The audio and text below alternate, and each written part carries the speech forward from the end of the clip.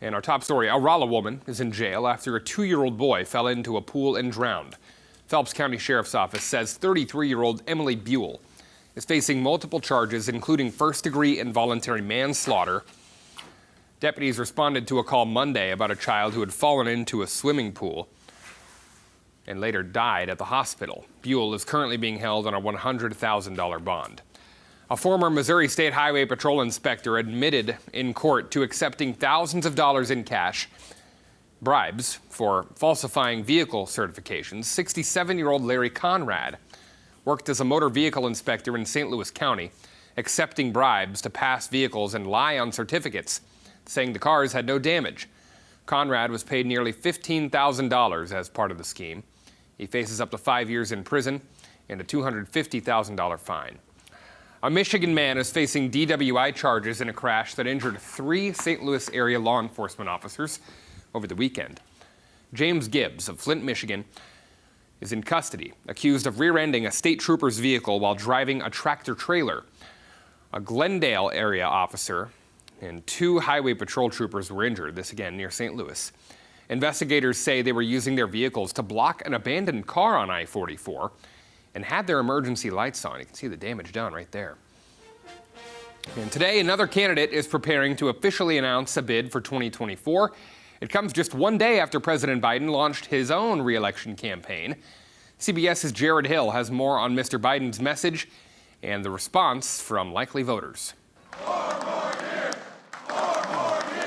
In an unofficial campaign kickoff, President Biden, before a friendly crowd of union workers not far from the White House, amplified the core message of his 2024 re-election ad, released just hours earlier. There's more to do, so let's finish the job. President Biden signaled this time he'll focus on protecting Social Security, access to abortion services, voting rights, and gay rights. The threat the MAGA Republicans pose is to take us to a place we've never been, and where the last guy tried to take us. His potential opponent, former President Donald Trump. If you took the 5 worst presidents in the history of the United States and added them up, they would not have done near the destruction to our country as Joe Biden. A new CBS News YouGov poll shows of Americans likely to vote Democrat, most are merely accepting of a Biden re-election.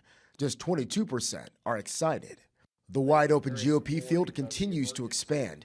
Today, former Arkansas Governor Asa Hutchinson, a frequent Trump critic, is expected to officially enter the race. We have to present a candidate that can attract independents and suburban voters in the fall. The election comes amid widespread concern about the state of the country, with the majority of Americans, according to that same CBS News poll, saying they believe things are, quote, out of control. Jared Hill, CBS News. The civil trial over rape allegations against former President Donald Trump is underway in New York. A jury of 6 men and 3 women were chosen for the proceedings. Former advice columnist E. Jean Carroll is accusing Trump of raping her during an encounter in the 1990s. The suit also includes Carroll's defamation claim against Trump, citing remarks he made about her in response to the rape claims. Trump has repeatedly denied the charges. And closing arguments in a high-profile January 6th case. Lawyers for the Proud Boys defendants put the blame squarely on former President Trump. The defendants are charged with plotting to violently stop the transfer of presidential power after the 2020 election.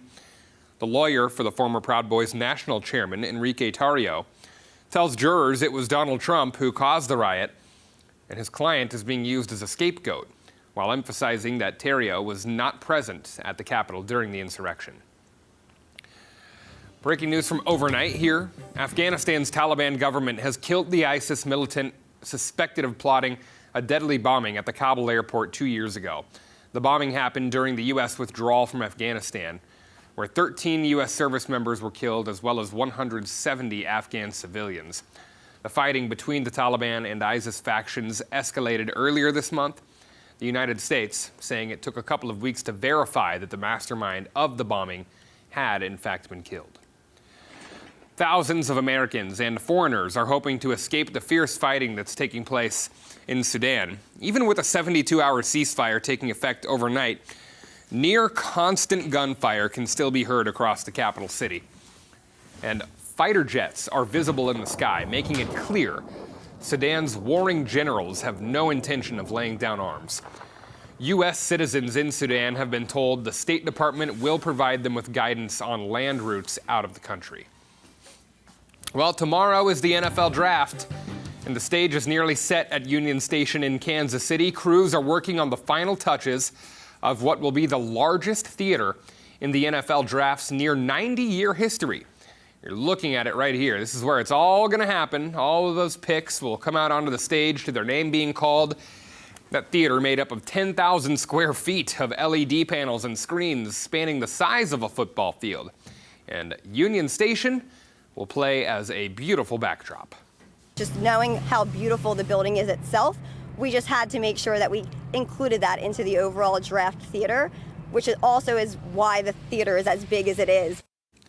So the draft officially kicks off tomorrow night at 7 o'clock, and there should be plenty of fans there. Officials say they're expecting nearly 300,000 people to be on hand. Not as many as expected for the parade a couple of months ago, but still quite the crowd there. Chiefs with the 31st pick. Well, they may be making millions in just a matter of days, but last night, college football's best prospects were working at the counter at Raising Cane's in Kansas City. That is Ohio State quarterback C.J. Stroud taking orders for chicken fingers. He was joined by Alabama's Bryce Young and Texas running back Bijan Robinson, three of the top prospects in this year's draft. Quite a crowd showed up to see him, too, and they wanted more than food. The draft's top players took time to take pictures with fans and sign autographs. The NFL prospects are gearing up for the draft in KC tomorrow.